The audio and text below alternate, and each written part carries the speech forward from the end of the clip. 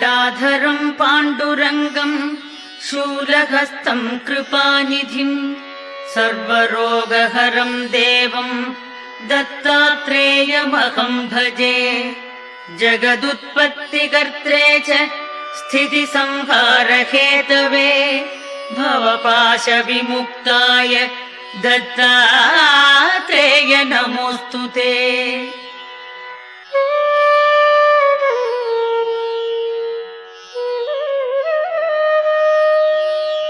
जराजन्म विनाशाय देहशुद्धिकराय च दिगंबर दयामूर्ते दत्तात्रेय नमोऽस्तु ते।